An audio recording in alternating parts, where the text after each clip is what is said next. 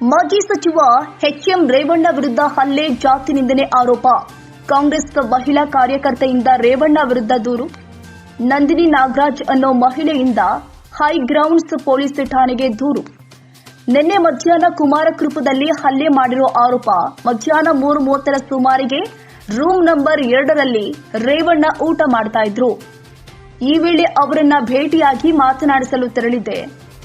ಈ ವೇಳೆ ನನ್ನ ಮೊಬೈಲ್ ಕಸಿದುಕೊಂಡು ಹಲ್ಲೆ ಮಾಡಿ ಅವಾಚ್ಯ ಶಬ್ದಗಳಿಂದ ನಿಂದಿಸಿದ್ದಾರೆಂದು ಆರೋಪ. ರೇವಣ್ಣ ಮಹಿಳೆ ಮೊಬೈಲ್ ಕಸಿದುಕೊಳ್ತಾ ಇರುವ ವಿಡಿಯೋ ಇದೀಗ ಲಭ್ಯವಾಗಿರುವಂತದ್ದು.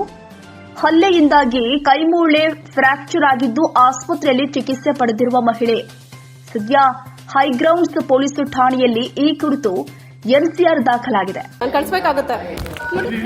ನೋಡ್ರಿ ಒಂದು ನಿಮಿಷ, ಒಂದು ಸೆಕೆಂಡ್. ಎಚ್ಎಂ ರೇವಣ್ಣ ಗ್ಯಾರಂಟಿ ಇದು ಚೇರ್ಮನ್ ಇದಾರಲ್ಲ ಅವರೇ. ಇವಾಗ ಮಹಿಳೆಯರಿಗೆ ಗ್ಯಾರಂಟಿ ಅಂತ ಕಾಂಗ್ರೆಸ್ ಪಕ್ಷ ಏನ್ ಕೊಟ್ಟಿದೆ ಅದ್ರ ಚೇರ್ಮನ್ ಮಹಿಳೆಯ ಮೇಲೆ ಹಲ್ಲೆ ಮಾಡ್ತಾರೆ, ಮತ್ತೆ ಮಹಿಳೆನ ಅಬ್ಯೂಸ್ ಮಾಡ್ತಾರೆ. ಬೇಕಾದ್ರೆ ಎಷ್ಟೊಂದ್ ಸತಿ ನೀವು ಬೇಕಾದ್ರೆ ಅವ್ರು ಫಾಲೋ ಅಪ್ ಮಾಡಿ ನೋಡಿ, ತುಂಬಾ ಆರೋಗೆಂಟು ಮತ್ತೆ ತುಂಬಾ ವರ್ಗರ ಬಿಹೇವ್ ಮಾಡ್ತಾರೆ. Is unfit to be politician. Okay, unfit to be politician ಆಗೋದಕ್ಕೆ ನಾಲಾಯಕ ಆಗಿರೋರು, ಮತ್ತೆ ಮಹಿಳೆಯ ನಿಂದಕರು ಅವರು, ಮತ್ತೆ ಮಹಿಳೆ ಮೇಲೆ ದೌರ್ಜನ್ಯ ಮಾಡಿ ಒಬ್ಬ ದಲಿತ ಹೆಣ್ಮಕ್ಳ ಮೇಲೆ ನನ್ನ ಮೇಲೆ ದೌರ್ಜನ್ಯ ಮಾಡಿದ್ದಾರೆ. ನಾನು ಒಬ್ಬ ಆಲ್ ಇಂಡಿಯಾ ಪ್ರೊಫೆಷನಲ್ ಕಾಂಗ್ರೆಸ್ ಅಲ್ಲಿ ಸ್ಟೇಟ್ ಫೈನಾನ್ಸ್ ಸೈಟ್ ಆಗಿ ರೆಪ್ರೆಸೆಂಟೇಟಿವ್ ಮಾಡ್ತೀವಿ. ನನ್ನ ಮೇಲೆ ಈ ರೀತಿ ಅಲ್ಲೇ ಆದ್ರೆ ಬೇರೆ ಸಾಮಾನ್ಯ ಮಹಿಳೆಯರ ಗತಿ ಏನಾಗಬೇಕು? ಏನ್ ಕಾರಣಕ್ಕೆ ಹಲ್ಲೆ ಮಾಡಿದ್ದು? ನಾನು ಇವಾಗ ಕ್ವಶನ್ ಮಾಡಿದೆ. ಲಾಸ್ಟ್ ಟೈಮು ನಮ್ಗೆ ಏನೋ ಇಶ್ಯೂ ಆಗಿತ್ತು. ಇವಾಗ ಜಾತಿ ಬಗ್ಗೆ ಒಬ್ಬ ಹೆಣ್ಮಕ್ಳನ್ನ ಪ್ರಾಸ್ಟಿಟ್ಯೂಟ್ ಅಂತ ಹೇಳಿದ್ರೆ ನೀವು ಯಾವಾಗಲೇ ಆಗ್ಲಿ ಆ ಮನುಷ್ಯ ಸಿಕ್ಕಿದಾಗ ಕೇಳ್ತೀರಲ್ವಾ ಏನಕ್ಕೆ ಆ ಪದ ಬಳಕೆ ಮಾಡಿದ್ರಿ ಅಂತ. ನನ್ನ ಫೋನಲ್ಲಿ ರೆಕಾರ್ಡಿಂಗ್ ಇದೆ, ನಾನು ಕಳಿಸ್ಕೊಡ್ತೀನಿ. ನವೆಂಬರ್ ಅಲ್ಲಿ ಈ ವಿಚಾರ ಆಯ್ತು. ಅದಾದ್ಮೇಲೆ ನಾವು ಮಾವಳಿ ಶಂಕರ್ಗೂ ಇನ್ಫಾರ್ಮೇಶನ್ ಮಾಡಿದ್ವಿ, ಮತ್ತೆ ಜಾತಿ ಬಗ್ಗೆನೂ ಮಾತಾಡಿದ್ವಿ.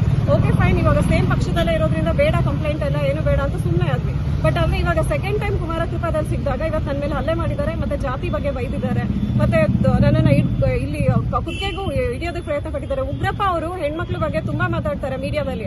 ಅದೇ ಉಗ್ರಪ್ಪ ಅವರು ಈ ತರ ಹಲ್ಲೆ ಆದಾಗ ಬಂದು ಪ್ರಶ್ನೆ ಮಾಡ್ಲಿಲ್ಲ, ಮತ್ತೆ ನನಗೆ ಸಪೋರ್ಟ್ ಮಾಡ್ಲಿಲ್ಲ. ಮತ್ತೆ ಸೀನಿಯರ್ ಲೀಡರ್ಸ್ ಇದ್ರು, ಅವ್ರ ಜೊತೆ ಅಷ್ಟು ಜನ ಹುಡುಗರಿದ್ದಾರೆ. ನಾನು ಒಬ್ಳೆ ಹೆಣ್ಮಕ್ಳಿರೋದು, ನಾನು ಯಾರೊಬ್ರು ಸಪೋರ್ಟ್ ಮಾಡ್ಲಿಕ್ಕೆ ಬಂದಿಲ್ಲ, ನಾನೇ ಬಿಡಿಸ್ಕೊಂಡು ಬಂದಿದ್ದೀನಿ. ಆಮೇಲೆ ನಾನು ಮೆಡಿಕಲ್ ಮಾಡಿಸ್ಬಿಟ್ಟು ಪೊಲೀಸ್ ಸ್ಟೇಷನ್ ಬಂದೆ. 3 o'clock ಇಂದ ಪೊಲೀಸ್ ಸ್ಟೇಷನ್ ಅಲ್ಲಿ ಕುತ್ಕೊಂಡಿದ್ದೀನಿ. ಇವಾಗ ಕಂಪ್ಲೇಂಟ್ ರಿಜಿಸ್ಟ್ರೇಷನ್ ಆಗಿದೆ. ಅದು ಮೀಟಿಂಗ್ ತಗೊಂಡು ಇವಾಗ ಅವ್ರು ರಿಜಿಸ್ಟ್ರೇಷನ್ ಮಾಡಿ ಕೊಟ್ಟಿದ್ದಾರೆ. ಎಫ್ಐಆರ್ ಆಗ್ಲಿಲ್ಲ, ಬರೀ ಎನ್ಸಿಆರ್ ಮಾಡಿ ಕೊಟ್ಟಿದ್ದಾರೆ ಅಷ್ಟೇ. ಮೆಡಿಕಲ್ ಆಗಿದೆ, ನನ್ನ ಕೈ ಇದು ನೀರ್ ಫ್ರಾಕ್ಚರ್ ಆಗಿದೆ, ಮತ್ತೆ ಮನೆ ಬಂದು ಇದು ರೈಟ್ ಮಾಡೋಕ್ಕಾಗಲ್ಲ. 6 ವಾರ ಇದು I have to go for orthopaedic treatment ಹೋಗ್ಬೇಕು. ಒಂದು ಹೆಣ್ಮಕ್ಳಿಗೆ ಒಂದು ಕುಮಾರಕೃಪಾ ಗೆಸ್ಟ್ ಹೌಸ್ ಅಲ್ಲೇ ಪ್ರೊಟೆಕ್ಷನ್ ಇಲ್ಲ ಅಂದ್ರೆ, ವಿಧಾನಸೌಧದಲ್ಲೂ ಪ್ರೊಟೆಕ್ಷನ್ ಇಲ್ಲ, ಕುಮಾರಕೃಪಾದಲ್ಲೂ ಪ್ರೊಟೆಕ್ಷನ್ ಇಲ್ಲ. ಹೆಣ್ಮಕ್ಳಿಗೆ ಇನ್ನೇನಕ್ಕೆ ರಕ್ಷಣೆ ಕೊಡ್ತೀರಿ? ಯಶಸ್ಸು ವಿದ್ಯಾಕೇಂದ್ರ ಮತ್ತು ಯಶಸ್ಸು ಪಿಯು ಕಾಲೇಜು 2025-26ನೇ ಸಾಲಿನ ಪ್ರವೇಶಾತಿ ಪ್ರಾರಂಭವಾಗಿದ್ದು, ಮಾಂಟೆಸರಿಯಿಂದ 10ನೇ ತರಗತಿವರೆಗೂ ಹಾಗೂ ಪಿಯು ಕಾಲೇಜು ಪ್ರವೇಶಾತಿ ಪ್ರಾರಂಭವಾಗಿದೆ. ಎಸ್ಎಸ್ಎಲ್ಸಿ ಹಾಗೂ ಪಿಯುಸಿ ಫಲಿತಾಂಶದಲ್ಲಿ ಉತ್ತಮ ಅಂಕ ಪಡೆದಿದ್ದು, ನಮ್ಮಲ್ಲಿ ಸೈನ್ಸ್, ಕಾಮರ್ಸ್ ಕೋರ್ಸ್ಗಳು ಲಭ್ಯವಿದೆ.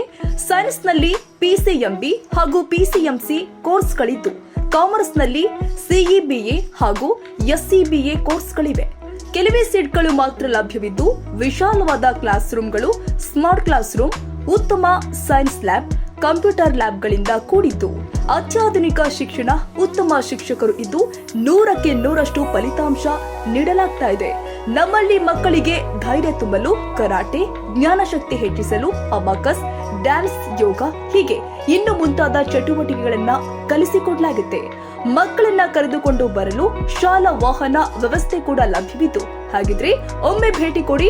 ಯಶಸ್ಸು ವಿದ್ಯಾಕೇಂದ್ರ ಮತ್ತು ಪಿಯು ಕಾಲೇಜ್, ಚಿಕ್ಕಬಾಣವಾರದ, ಮಾರುತಿ ನಗರ, ಬೆಂಗಳೂರು 560090.